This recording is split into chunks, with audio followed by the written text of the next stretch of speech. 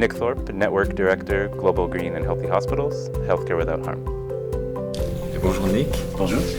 Donc tu travailles pour un organisme qui s'appelle Healthcare Without Harm. Est-ce que tu pourrais nous expliquer c'est quoi la mission de ton organisme puis quand ça a été fondé? Oui. Alors Healthcare Without Harm, c'est une organisation non gouvernementale comme SSR. C'est une organisation qui était fondée en l'année 1996 à Boston avec la mission de transformer le secteur de santé. C'était une mission de réduire l'empreinte environnementale du secteur de santé et en même temps de voir les hôpitaux, les systèmes de santé d'être comme un endroit communautaire, un endroit qui peut parler pour la communauté, qui peut protéger la santé du public, la santé environnementale et qui vraiment travaille comme un partenaire avec les hôpitaux. Qui les aide à faire ces changements, de penser de ce qu'ils font, comment est-ce qu'ils peuvent protéger la communauté, ils peuvent protéger les patients, ils peuvent protéger l'environnement et de le faire à plusieurs des niveaux. C'est avec les hôpitaux, vraiment, mais c'est aussi de travailler avec les ministères, des gouvernements, des autres organisations comme SSR, de le faire ensemble.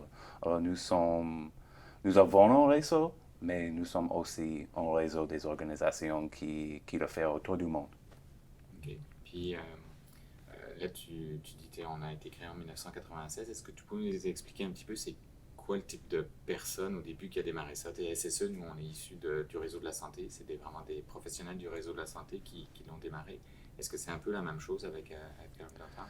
Oui, Healthcare Without Harm, c'était fondé par des médecins, des infirmières, des environnementistes qui ont vu un problème avec le secteur de santé. C'était un peu comme un paradoxe de voir que les hôpitaux ils soignent la communauté, les patients, mais en même temps, ils sont la cause des problèmes environnementaux et des problèmes de santé publique.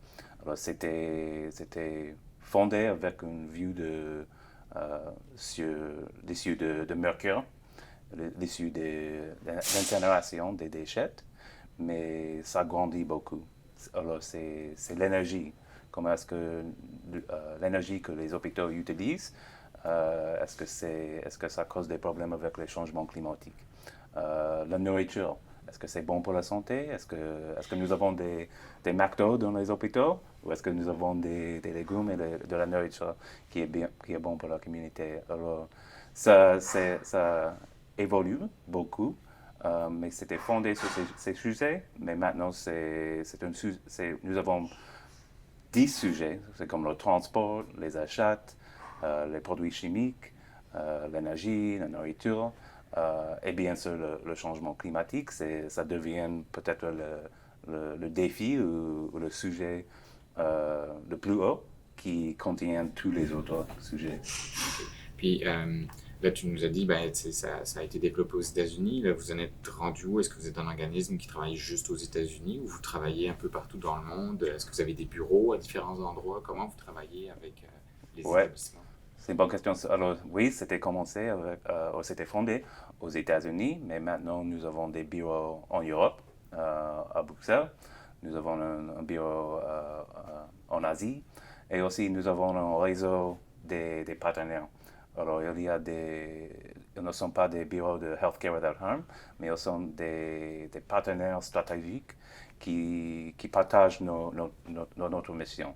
Alors, nous avons des partenaires en Afrique du Sud, en Brésil, en Chine, en Inde et des autres pays qui partagent la mission et qui travaillent plus local.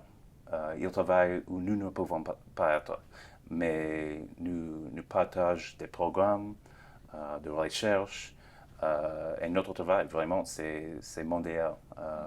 Et notre réseau, c'était fondé avec les États-Unis, mais maintenant nous avons des membres dans plus de 80 pays autour du monde. C'est très intéressant de le voir comment ça avance et comment ça grandit autour du monde. Et pour nous, c'est comme c'est comme un signal qui dit, ouais, le développement durable dans les établissements de santé, c'est un issue mondial. Ce n'est pas juste un issue qui est pour les pays qui sont développés, ce n'est pas juste un issue aux États-Unis, au Canada ou en Europe, mais vraiment c'est un issue pour tout le monde. Merci, Nick, d'avoir accepté notre invitation à notre colloque hier. Puis Ouais, justement, tu exprimais bien l'importance de ce réseau-là. Et ce qui est ressorti aussi du colloque hier, c'était vraiment l'importance de travailler ensemble, d'avoir une vision holistique. Comment on fait pour nourrir ce réseau-là, s'assurer, comme tu le dis si bien, de répondre, oui, c'est les mêmes enjeux, mais les contextes sont différents. ouais, Comment s'assurer de bien nourrir ce réseau-là, puis de bien l'encadrer et tisser des liens. ouais. C'était chouette de voir le réseau que vous avez construit ici et de voir toutes ces personnes et de voir que c'est vraiment vivant. Et je pense que notre réseau, c'est vraiment un réseau des réseaux. Alors nous pensons que le réseau de SSE, c'est une partie de notre réseau. Et je pense que ça, c'est la beauté de notre travail et que nous pouvons partager la même mission, euh, mais nous pouvons travailler plus local. Alors vous comprenez le contexte ici au Québec. Notre partenaire en Afrique du Sud, il comprend le contexte, les lois, les règles, toutes les choses qui sont plus locales. Alors nous pouvons partager un programme, une mission globale, mais de voir un contexte local. Et je pense qu'avec nos réseaux, c'est de penser comment nous pouvons avoir des échanges, pas juste locaux, mais d'avoir des échanges et de parler chacun autour du monde. Et ça, c'est pour nous ne sommes pas des experts. Oui, nous avons des experts sur les déchets, sur les produits chimiques, mais nous pensons de nos membres et nos réseaux et de vos membres comme des experts. Alors, pour moi, c'est de faciliter ces échanges, de créer, ça c'est comment nous pouvons créer un réseau qui est vraiment fort, qui est un réseau qui est local, mais qui est aussi mondial. Et ça, c'est pour avancer notre mission assez vite que possible. Nous ne voulons pas des hôpitaux qui sont juste sourds, qui essaient de faire ce travail, parce que c'est difficile. C'est difficile de faire ce travail, mais les solutions, ils sont avec chaque membre. Ils sont avec nous aussi, mais nous pensons que l'intelligence, l'innovation, c'est avec les membres et de voir ces échanges comme hier, c'était un événement super parce que on peut voir comment les personnes vraiment aiment d'être ensemble, d'avoir des connexions, de créer des rapports. Et nous savons que ça va continuer. Nous sommes comme les facilitateurs, mais ça va avancer avec eux. Alors ça, c'est exactement ce que vous avez fait hier avec le colloque. C'est ce que nous essayons de faire en chaque pays où nous travaillons et avec nos partenaires. Il y a vraiment des experts terrain, connaissent bien leur contexte, puis l'objectif, c'est de créer des espaces de partage pour qu'on puisse s'inspirer les uns des autres Ouais. en pouvant l'adapter à notre milieu. Mais on s'entend qu'on est, tu l'as bien, tu l'as dit et tu l'as exprimé hier aussi, on a à peu près tous les mêmes enjeux dans des contextes différents. Donc, c'est super important de partager, de ne pas toujours réinventer la roue. Puis, à SSE, c'est ce qu'on se donne comme défi aussi, d'accompagner le réseau vers de meilleures pratiques, puis de faire rayonner ce qui se fait de bien aussi. Ouais, ouais. C'est ça. Est-ce que vous trouvez au Québec qu'il y a qu'il veut le faire, qu'il veut travailler ensemble? Absolument. Ouais. Absolument. En fait, on le ressent beaucoup, mais hier, ça a été vraiment, je pense, une grande révélation. Les gens avaient besoin de se parler. Ouais. On nous a dit à la fin du colloque qu'il faudrait faire un colloque sur 2 jours. Ouais. Fait qu'on voit qu'il y a ce besoin-là parce que tout le monde travaille dans leur établissements de santé, bien que ce sont des gros établissements maintenant, Ouais. mais chacun travaille avec les connaissances, mais de pouvoir, c'est ça, discuter, échanger, Ouais. s'inspirer collectivement, je pense que c'est un besoin de plus en plus grand. Donc, des colloques comme ça, je pense que c'est vraiment pertinent. Peut-être qu'on pourrait, à un moment donné, faire un colloque à plus grande échelle. Ouais. Ça serait Ouais, génial, ouais. oui. Je pense que ces expériences elles sont très importantes parce que ce que nous entendons des hôpitaux, c'est oh, nous sommes bien occupés, nous n'avons pas de temps de venir, nous n'avons pas de temps de participer dans ces initiatives et ces programmes. Mais après qu'ils ont une expérience comme hier, c'est comme oh oui, ça ne va pas être, ça peut euh, créer une expérience qui peut m'aider avec le travail. Ce n'est pas quelque chose qui est de plus, qui est, oh, je vais à cet événement et c'est tout, mais c'est vraiment quelque chose qui peut aider le travail, qui peut avancer tout. Mais c'est important d'avoir ces expériences et en train de travailler mondial, ça peut être difficile parce que c'est difficile de voir des événements où des personnes peuvent venir de chaque pays, mais... Sans empreinte carbone en plus, c'est Oui, difficile. bien sûr, bien sûr. Oui. Mais spécialement en COVID, nous avons essayé de recréer notre mission et notre travail de comment nous pouvons le faire de télétravail ou des événements sur Internet et des autres choses, de voir des opportunités pour les membres qui ne peuvent pas voyager, qui ne veulent pas voyager, mais de faire ces connexions virtuelles. Puis quand tu dis que les gens souvent vont dire on n'a pas le temps, effectivement, et le fait de s'engager dans une action, puis de voir un succès, ça développe le pouvoir d'agir aussi. Puis aussi, il faut ramener la mission d'un établissement de santé. La mission, c'est de prendre soin de la santé des gens. Ouais. Donc, d'avoir cette vision-là systémique. Tu ne peux pas dire que de t'engager dans une action pour lutter contre les changements climatiques, tu n'as pas le temps de le faire. Ça fait partie de ta mission. Ça fait partie de la santé globale de la personne que tu dois protéger.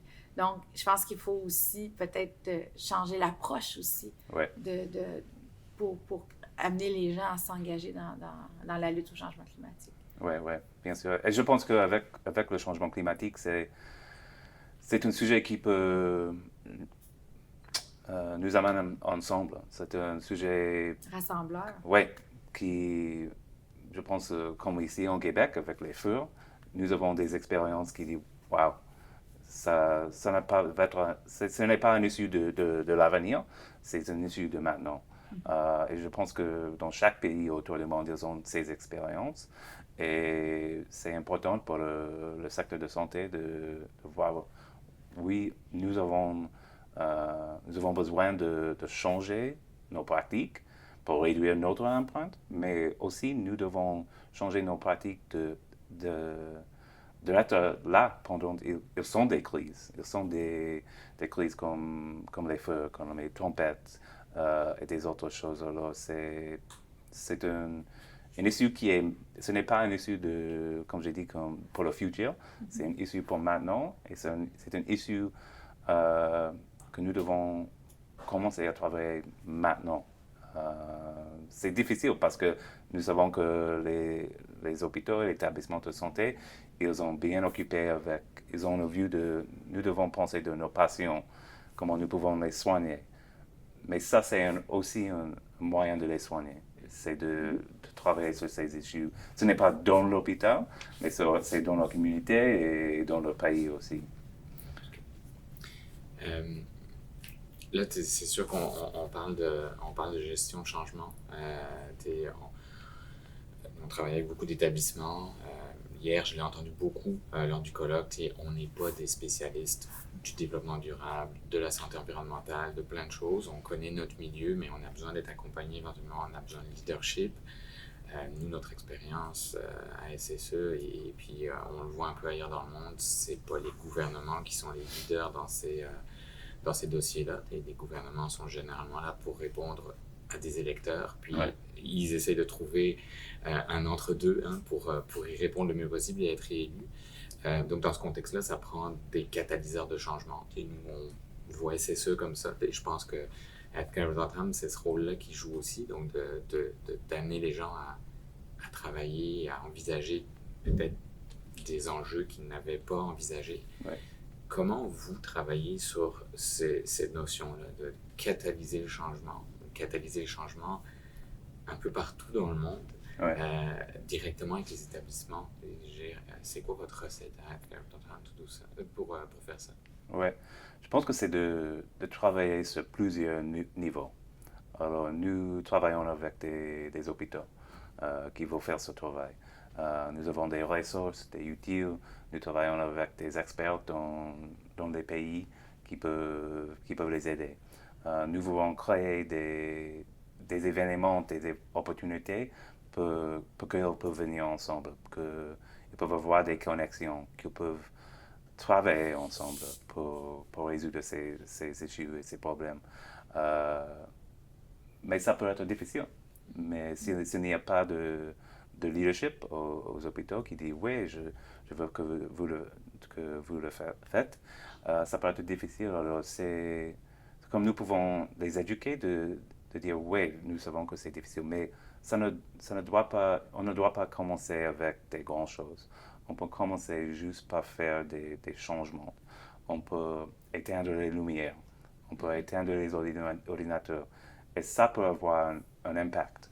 Et c'est important d'être capable de montrer ces impacts au leadership. De dire, nous l'avons fait sans vous. Nous l'avons réduit notre utilisation de l'électricité. Nous avons réduit notre empreinte carbone. Maintenant, nous avons de revenus que nous pouvons utiliser grâce à ces actions. Et ça, c'est ce que nous voyons autour du monde de comment la porte peut être ouverte. Comme leadership, dire, oh, vous l'avez fait sans moi et sans les investissements pour ce travail, mais vous avez créé des revenus, vous avez un impact qui est bon pour notre hôpital, qui est bon pour la santé environnementale. Quoi d'autre est-ce que nous pouvons faire? Alors c'est avec le niveau jusqu'à la terre, je pense, avec les hôpitaux, mais c'est aussi en même temps d'essayer de créer l'espace pour le changement plus grand. Alors comment est-ce que nous pouvons travailler avec des gouvernements, le ministère de Santé, les départements de santé dans le pays pour expliquer voilà ce qui est possible. C'est bon pour la santé, c'est bon pour le business, et c'est bon pour la communauté aussi. Alors, c'est ces deux niveaux, je pense que c'est important. Mais bien sûr, il y a des gouvernements qui disent non, ce n'est pas pour nous maintenant. Et pour nous, c'est comme nous allons le faire sans vous ou avec vous. Mhm. C'est votre décision. Ça serait bien mieux que c'est avec vous parce que nous pouvons faire des grands changements, mais nous allons le faire avec les hôpitaux si ce n'est pas quelque chose que vous voulez faire maintenant. Puis comment ça se passe, par exemple? Nous, on a un dicton en français qui dit « Nul n'est prophète en son pays », qui s'applique très bien à SSE. Vous, par exemple, aux États-Unis, est-ce que vous êtes capable de faire ce lien-là avec le gouvernement, avec la Maison-Blanche? Vous en êtes où dans ces liens-là, justement, vous êtes issu des États-Unis, est-ce que vous avez des bonnes relations? Puis on sait que les gouvernements changent. Ouais. Est-ce que ces relations-là, elles restent et vous arrivez à les maintenir dans le temps? Ça change beaucoup avec le changement des politiques, alors c'est difficile, mais nous avons notre mission. Et encore, nous voulons travailler avec le gouvernement parce que nous pouvons avoir un impact qui est beaucoup plus grand.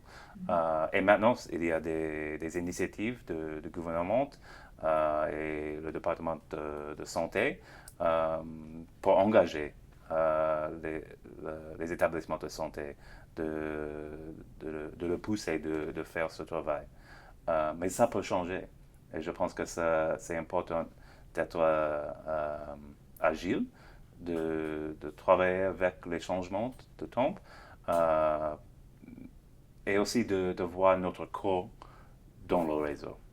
Parce que ça, c'est important pour nous de toujours avoir des bons rapports, de travailler avec les hôpitaux, parce que on ne sait pas ce que va passer avec le gouvernement, les politiques.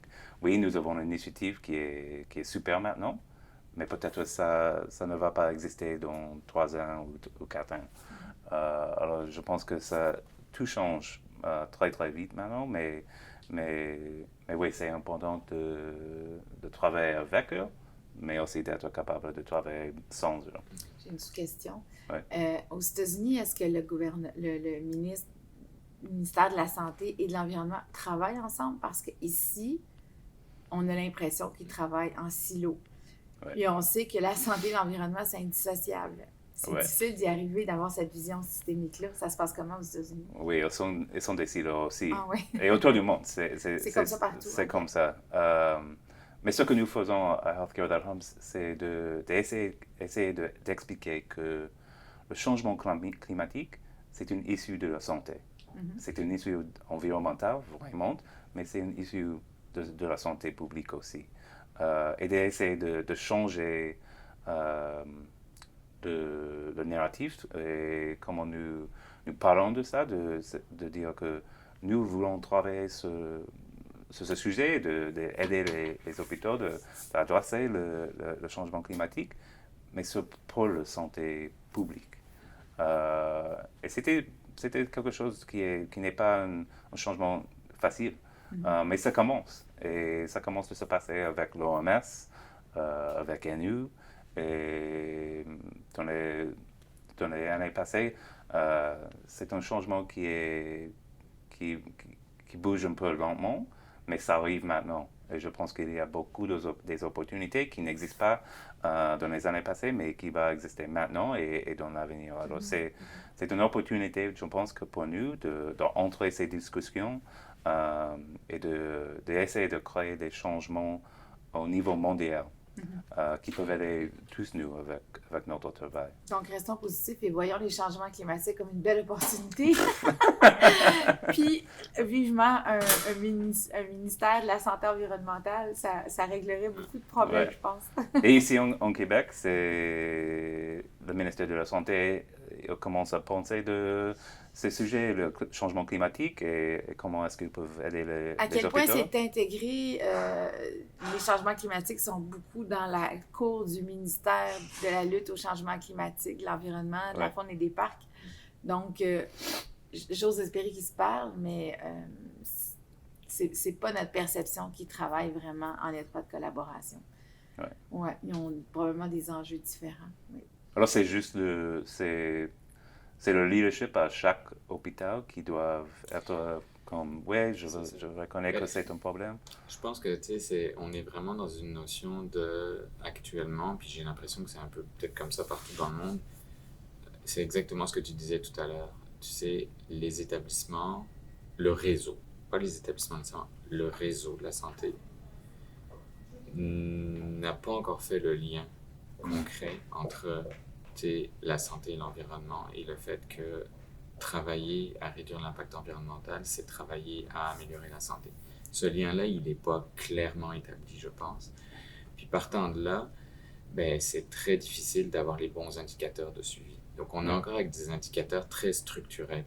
Comment mon urgence est remplie ou pas. Puis il n'y a aucun lien qui est fait entre ce qui s'est dit hier, notamment avec les 2 médecins qui sont venus parler, qui disent si tu n'as pas une vision et une réflexion claire sur l'impact sur l'environnement de ta pratique et donc de moins demander d'examens et autres, tu te retrouves avec effectivement des hôpitaux qui débordent, mais qui débordent pour plein de raisons sur lesquelles éventuellement les hôpitaux et la société auraient un pouvoir. Donc, c'est ça. Nous, on essaie de ramener d'autres types d'indicateurs. Ouais. Pour moi, là, le nombre de lits qui est occupé dans un hôpital, c'est plus un indicateur intéressant actuellement. C'est un indicateur, c'est une conséquence pour moi. C'est une conséquence de plein de choses. C'est pas une cause. Ouais. Je pense que le lien est compris, c'est certain, mais c'est dans la mise en œuvre d'actions pour reconnaître ce lien-là. la santé publique, ça fait partie de leur mission d'agir en amont. Puis on voit de plus en plus de médecins de santé publique aussi s'impliquer dans les comités qu'on appelle encore malheureusement de développement durable ici, mais santé environnementale ou autre. Puis les jeunes médecins aussi qui ont cette vision-là holistique, qui poussent leur organisation. Puis oui, il y a des organisations, des directions générales d'établissements qui ont cette vision-là, qui ont le leadership qu'il faut, puis qui sont de belles locomotives. Il y en a d'autres qui le sont moins, qui sont peut-être plus dans l'urgence d'agir, dans d'autres priorités, ou qui n'ont tout simplement pas cette vision-là. Il y a un certain leadership du ministère de la Santé, mais pas suffisamment. Donc, c'est pour ça que c'est un peu à géométrie variable. Ouais. Puis nous, on essaie d'alimenter la locomotive là, en partageant notamment les bonnes initiatives. Oui. Je pense que c'est important que la voix des médecins. Oui. Oui, c'est quelque chose avec que nous essayons de travailler un peu de plus, d'engager les médecins. Parce qu'ils ont une voix qui, pendant qu'ils parlent, il y a des personnes qui les entendent et qui les écoutent. Et pendant qu'on parle ensemble, ça peut avoir un grand effet dans les hôpitaux, mais aussi avec le gouvernement, avec l'OMS et avec la MNU. Alors, d'essayer de créer un réseau des médecins, des infirmières, des autres professionnels qui peuvent préconiser pour ces issues. Qui peut dire que ça, c'est une issue de la santé. Ça, c'est une issue qui est importante pour tout. Et vraiment de créer une transformation du secteur de santé, mais aussi de l'économie.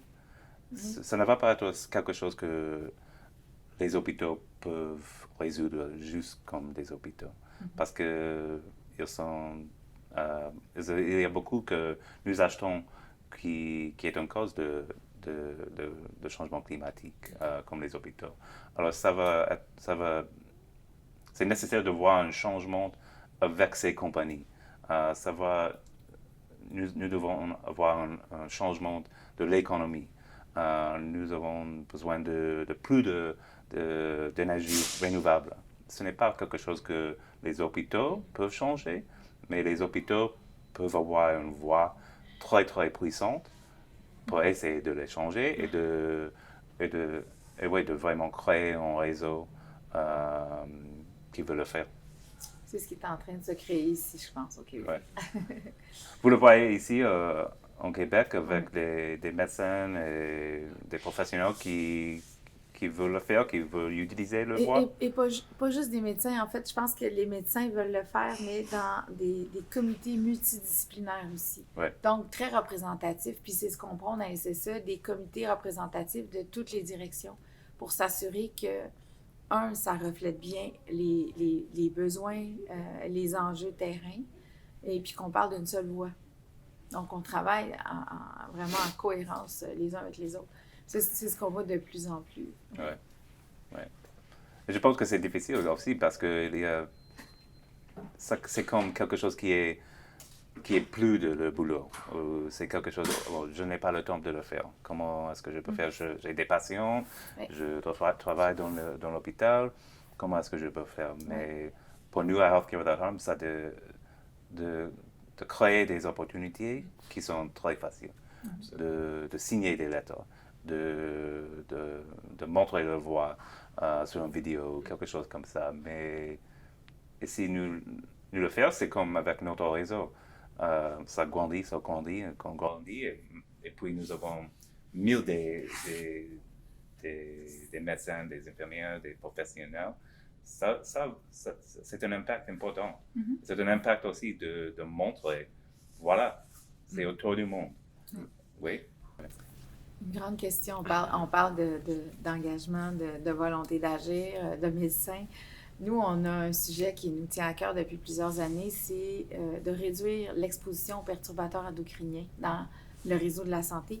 Évidemment, c'est dans le quotidien de tous les gens, mais si on fait le focus vers le réseau de la santé, et là, on a vraiment un groupe de médecins qui ont pris ça à bras-le-corps et qui ont décidé d'agir. Mais c'est difficile. C'est difficile de, probablement, avoir l'inventaire de ce qui compose les dispositifs médicaux, de cibler quelles substances sont dangereuses. Je sais que vous travaillez sur les substances chimiques. Ici, on a un beau centre intersectoriel qui travaille sur les perturbateurs endocriniens, donc ça peut être un très bon allié.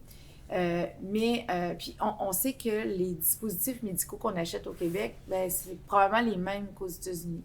Vous avez travaillé sur ce dossier-là pour démontrer en fait qu'il y a une problématique avec certaines substances, notamment les phtalates, et qu'il y a des alternatives. Donc, comment vous êtes arrivé à faire avancer ce dossier-là? Oui, c'est une bonne question. Je pense que pour nous, c'était de montrer que c'est un issue pour la santé des enfants. Oui. Vraiment, c'est ça.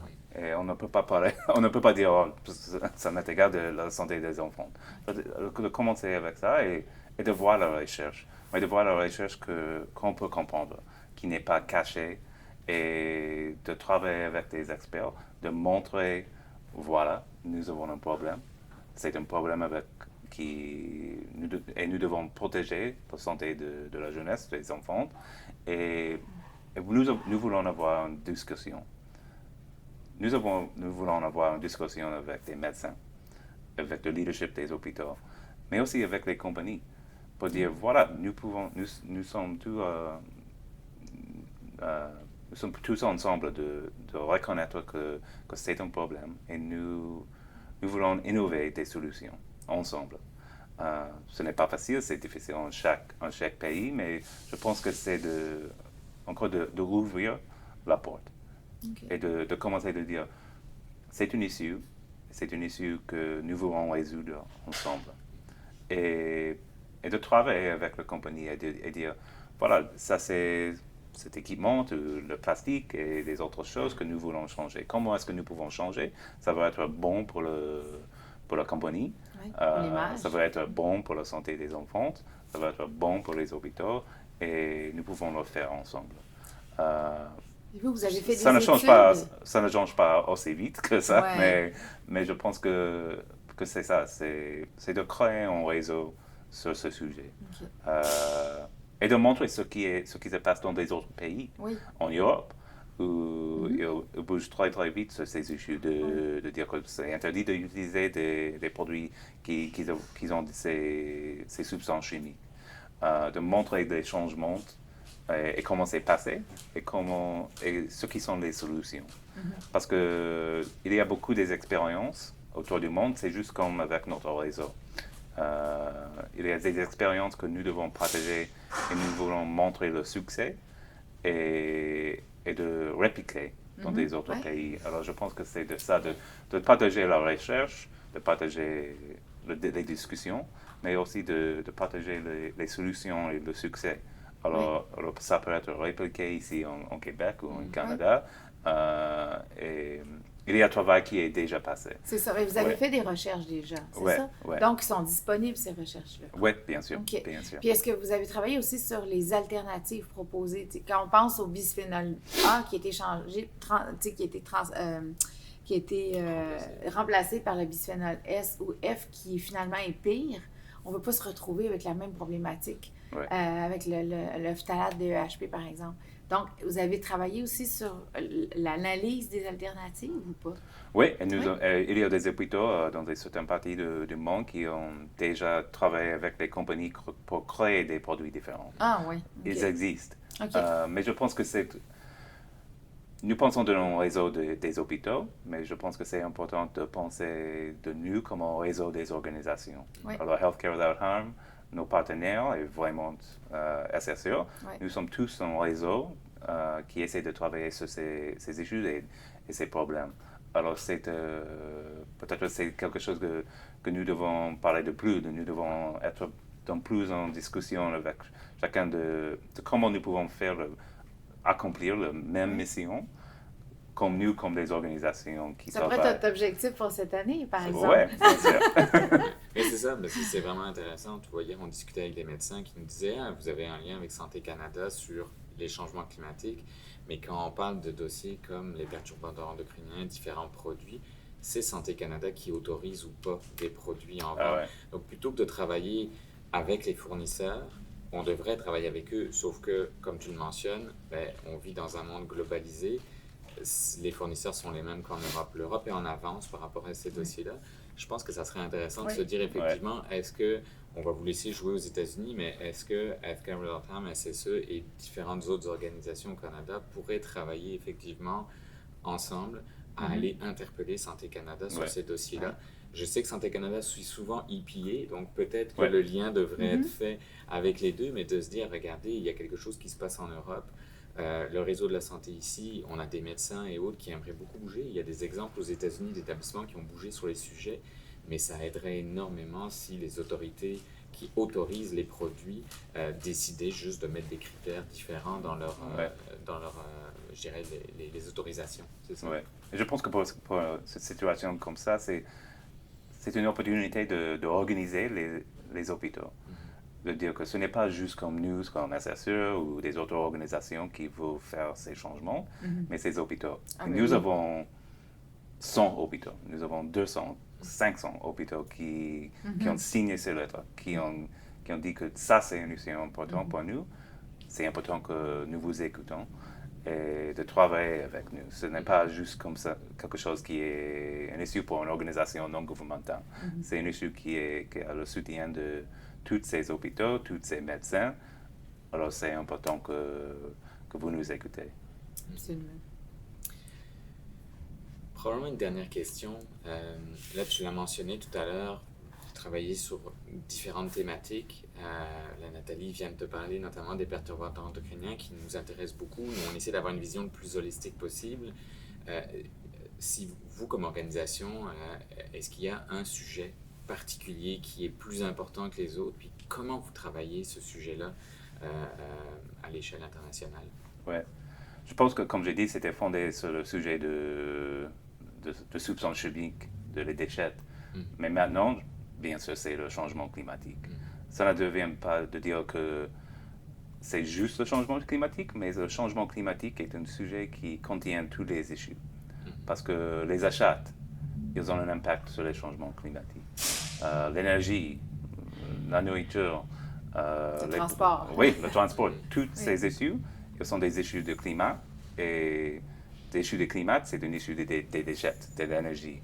Alors pour nous, ça c'est l'issue principale pour nous, d'engager les hôpitaux, mais aussi de créer d'essayer de créer des changements avec les gouvernements, de travailler avec le ministère de la Santé, de travailler avec l'OMS et de tous le faire ensemble, parce que c'est la plus grande crise de notre époque. Oui, comment vous travaillez avec l'OMS, par exemple? Avec l'OMS, c'est de travailler avec eux, parce que pendant que nous avons le soutien de l'OMS, lorsque c'est l'OMS qui dit, ça c'est l'issue le plus important. Ça c'est une issue que les hôpitaux et les établissements de santé contribuent, et ça c'est une issue qui doit être importante et principale pour les hôpitaux. Parce que pendant l'OMS, ce qu'ils ont dit, c'est quelque chose que des personnes et des hôpitaux ils écoutent et voient que ça c'est important.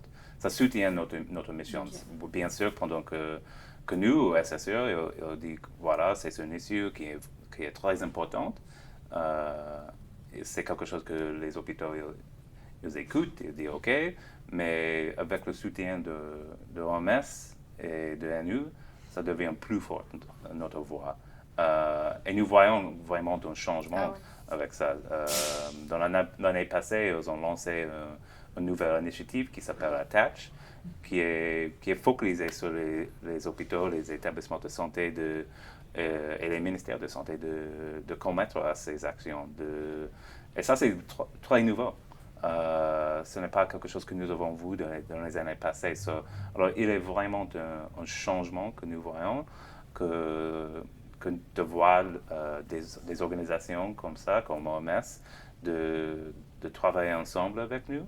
Ça a déjà créé des changements et ça crée un espace pour des hôpitaux et des autres acteurs de rentrer et de travailler ensemble. Alors, c'est très intéressant de voir ces changements, c'est très positif. Et c'est quelque chose que nous avons besoin de se passer plus vite, parce que le changement climatique, ça n'arrête pas. Comme j'ai dit, ce n'est pas une issue de l'avenir, du futur, c'est une issue de maintenant. Et oui, c'est l'issue le plus principal, et c'est l'issue qui, comme j'ai dit, qui contient les autres. Et là, c'est quelque chose qui unifie tout.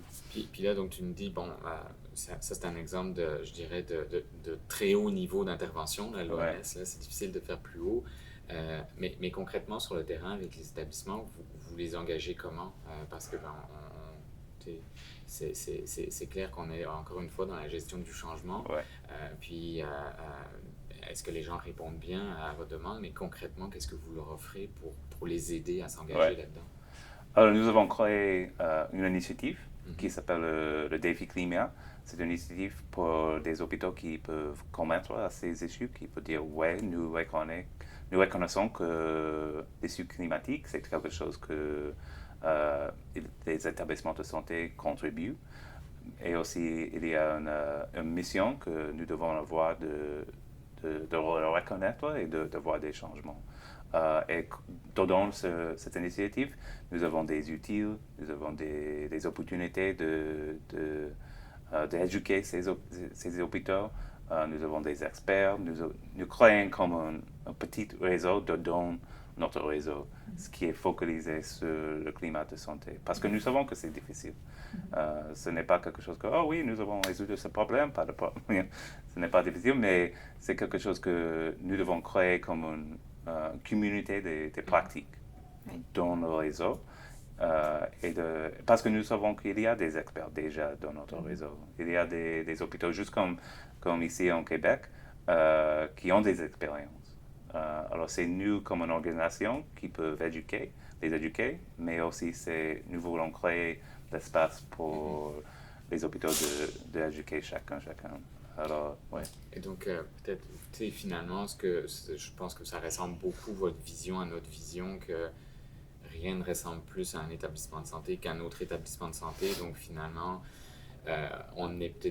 c'est peut-être plus pertinent d'aller discuter avec un établissement chinois que d'aller discuter avec l'usine qui se trouve à côté de chez nous, parce que les enjeux sont beaucoup plus similaires que, même si localement parlant, Ouais.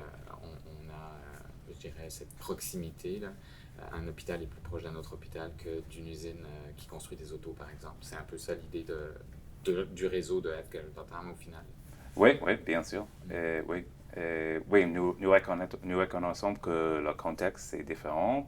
Il y a des différences dans des pays, mais oui, l'enjeu et le défi, c'est le même. Nous savons qu'il y a des hôpitaux différents dans chaque pays. Il n'y a pas un hôpital qui est l'exact d'un autre, mais il y a beaucoup de similarités et beaucoup des opportunités de travailler ensemble, parce que c'est, à la fin de la journée, c'est la même. Les issues sont les mêmes, les problèmes sont les mêmes, l'opportunité c'est la même. Et de voir ces échanges, si c'est dans la même province ou État ou pays ou dans des pays différents, il y a beaucoup d'expériences de partager, et nous n'allons pas résoudre le problème, comme j'ai dit en avant, juste par travailler sous. Ce n'est pas possible. Nous n'avons pas de temps. C'est quelque chose que nous devons avancer très très vite, aussi vite que possible, et c'est quelque chose que nous devons faire ensemble. Merci infiniment, Nick, Merci beaucoup. pour ce beau partage. Merci.